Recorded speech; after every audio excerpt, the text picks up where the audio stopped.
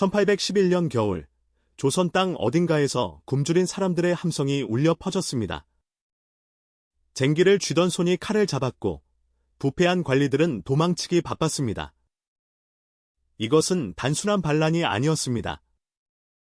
수십 년간 켜켜이 쌓여온 분노가 한꺼번에 터진 조선 후기 최대의 내부 충격이었습니다. 저는 오늘 그 이야기를 들려드리겠습니다. 지난 편에서 우리는 영조와 정조의 찬란한 르네상스를 살펴보았습니다. 탕평책, 균역법, 대전통편 국가 기강을 다잡으려는 두 임금의 노력은 진정성이 있었습니다. 그러나 정조가 1800년 갑작스럽게 세상을 떠나면서 그 개혁의 꿈은 함께 사그라들었습니다. 11살의 어린 순조가 왕위에 오르자 권력의 공백을 메운 것은 안동 김씨 세도가였습니다. 조선 역사에서 가장 어두운 장이 이렇게 시작되었습니다. 세도정치란 한마디로 왕실 외척이 국가 권력을 사유화하는 것입니다. 안동 김씨와 풍양조 씨가 번갈아 권력을 독점하며 60여 년간 조선을 지배했습니다. 과거 시험은 명목상 남아 있었지만 실질적인 고위직은 세도가 자제들이 독차지했습니다. 지방 수령 자리는 공공연하게 돈으로 사고 팔렸습니다. 3년 수령이 10만 냥이라는 말이 서울거리에 공공연히 떠돌았습니다. 수령 자리를 산 사람은 본전을 뽑아야 했기에 백성들에게 더욱 가혹하게 수탈했습니다. 조정에는 국가를 걱정하는 신하가 없었고 지방에는 백성을 돌보는 관리가 없었습니다. 이 시기를 가리켜 역사가들은 삼정의 문란이라 부릅니다. 삼정이란 전정, 군정, 환정, 조선 재정 구조의 세 기둥입니다. 그리고 19세기, 이 세 기둥이 모두 함께 썩어갔습니다. 첫째, 전정의 문란입니다. 전정은 논밭에서 걷는 토지세로 조선 국가 재정의 핵심 기둥이었습니다. 그러나 19세기에 이르면 전정은 국가 재정이 아니라 관리들의 사적 수입 창구가 되었습니다. 가장 악명 높은 수법은 도결이었습니다. 도결이란 마을 전체에 세금을 덩어리째 부과하고 내부 배분은 관리가 관여하지 않는 방식입니다. 관리들은 실제보다 훨씬 많은 세액을 책정하고 그 차액을 착복했습니다. 황무지에도 세금이 매겨졌고 강물에 잠긴 땅에도 어김없이 세금이 붙었습니다. 심지어 이미 죽은 농민의 이름으로 세금이 청구되었고 그 가족이 대신 납부해야 했습니다. 이것을 백골징포라 불렀습니다. 죽은 자의 뼈에서도 세금을 뽑아낸다는 뜻이었습니다. 조선 후기 농민의 삶이 얼마나 가혹했는지를 보여주는 가장 상징적인 표현입니다. 둘째, 군정의 문란입니다. 조선 후기 양인 남성은 군역 대신 군포, 군사복무 면제 대가로 포를 납부해야 했습니다. 영조의 균역법이 군포 부담을 반으로 줄였지만 19세기에는 그마저도 무너졌습니다. 관리들은 돈을 받고 군역 대상자 명단에서 양반들을 빼주었습니다. 그 빠진 자리는 남아있는 가난한 농민들이 고스란히 메워야 했습니다. 가장 처참한 관행은 황구첨정이었습니다. 아직 젖먹이에 불과한 갓난아기도 군적에 올려 군포를 징수하는 관행이었습니다. 어머니 젖을 먹는 아이 이름으로 군포 납부 통지서가 날아들었습니다. 한 가족이 아버지, 죽은 할아버지, 갓난아기 이름으로 새 몫의 군포를 내는 일도 있었습니다. 군정의 문란은 가족 해체를 부추겼습니다. 세금을 피해 도망치는 농민들로 도처의 마을이 텅 비어갔습니다. 셋째이자 가장 악독했던 것은 환정의 문란입니다. 환곡이란 원래 봄에 곡식을 빌려주고 가을 추수 후 이자를 받는 국가 대출 제도였습니다.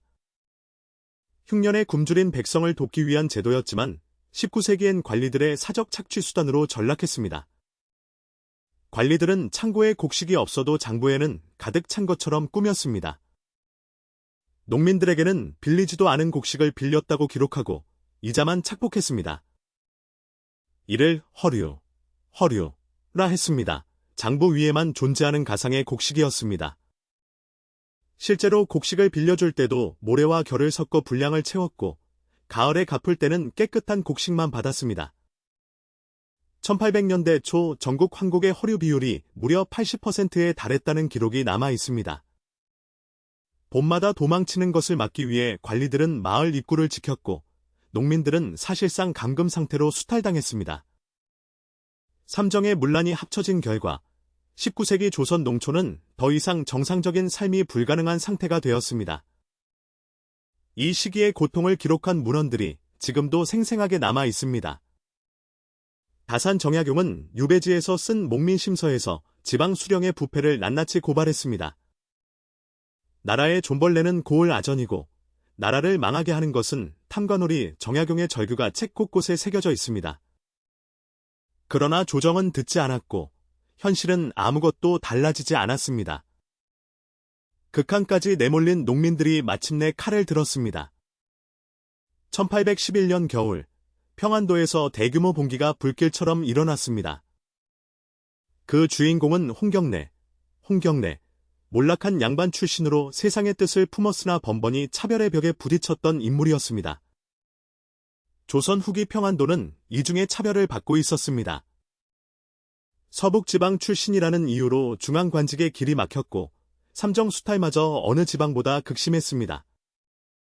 평안도 사람들의 분노는 단순한 배고픔이 아니라 수백 년간 쌓인 지역 차별에 대한 복합적 울분이었습니다.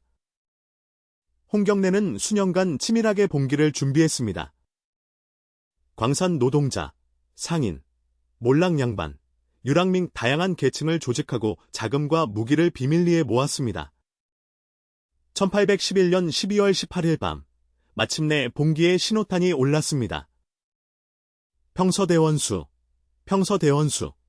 홍경래의 경문이 사방으로 퍼졌습니다. 서북민을 차별하는 조정에 맞서 일어서라. 불과 열흘 만에 봉기군은 평안도, 청천강, 이봉 8개 군현을 손에 넣었습니다. 탐관오리들은 도망치거나 항복했고 억압받던 백성들은 앞다투어 봉기군에 합류했습니다. 그러나 관군의 반격도 거셌습니다. 봉기군은 청천강을 넘지 못한 채 정주성에서 농성에 들어갔습니다. 이후 무려 4개월에 걸친 치열한 공방전이 이어졌습니다. 1812년 4월 19일 관군이 성벽 아래 굴을 파고 화약을 폭발시키면서 정주성은 마침내 무너졌습니다. 홍경래를 비롯한 주요 지도자들이 전사하거나 처형되었고 봉기는 진압되었습니다. 그러나 홍경래는 죽었어도 그의 정신은 살아남았습니다. 홍경래가 살아있다는 소문이 수십 년간 평안도 민간에 퍼졌고 그는 민중저항의 영원한 상징이 되었습니다. 조정은 봉기를 진압했지만 그 원인인 삼정의 문란은 전혀 해결하지 않았습니다. 불씨는 꺼지지 않았습니다. 1862년 그 불씨가 다시 폭발했습니다. 이번엔 경상도 진주에서 시작된 불길이 순식간에 전국으로 번졌습니다. 역사는 이것을 임술농민봉기 또는 삼남밀란이라 부릅니다. 진주 봉기의 도화선은 경상우병사 백낙신의 극심한 수탈이었습니다. 백낙신은 황곡 이자를 멋대로 올리고 존재하지도 않는 세금을 만들어 걷었습니다. 1862년 2월 류계춘이라는 인물이 분노한 농민들을 이끌고 마침내 봉기했습니다. 진주 농민들은 이틀에 걸쳐 탐관오리의 집을 불태우고 수탈의 증거물인 장부들을 파기했습니다.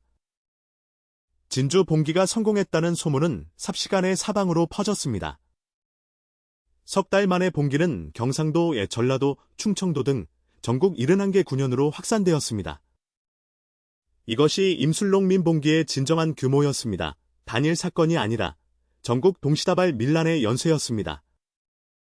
놀란 조정은 박규수를 안핵사로 파견하여 실상을 철저히 조사하게 했습니다. 박규수는 백낙신의 죄를 낱낱이 밝혀 처형을 건의했고 그 건의는 실행되었습니다. 나아가 조정은 삼정리정청을 설치하고 삼정개혁을 시도했습니다. 그러나 이 개혁은 처음부터 한계가 분명했습니다. 세도정치의 근본 구조를 건드리지 않은 채 표면적인 제도 조정만으로는 부패의 고리를 끊을 수 없었습니다. 수개월 후 삼정의정청은 실질적 성과 없이 유야무야 폐지되었습니다. 임술봉기가 남긴 것은 개혁이 아니라 조선 왕조 체제의 근본적 한계를 만천하에 드러낸 충격이었습니다. 홍경래의 난과 임술봉기 두 사건은 조선 후기 사회 모순의 정점을 고스란히 보여주었습니다. 농민들은 단순히 굶주림 때문에 싸운 것이 아니었습니다. 그들은 인간으로서 최소한의 존엄을 지키기 위해 싸웠습니다. 19세기 농민 봉기의 불씨는 끝내 꺼지지 않았습니다. 그 열기는 이후 동학농민운동으로 이어지는 더 큰 불길의 예고편이었습니다. 다음 편에서는 흥선대원군이 등장합니다. 세도 정치를 끝내고 왕권을 되찾으려 한 그의 강력한 개혁, 그리고 외세를 향해 문을 걸어 잠근 쇄국. 선택의 기로에 선 조선의 마지막 몸부림이 다음 편에서 펼쳐집니다.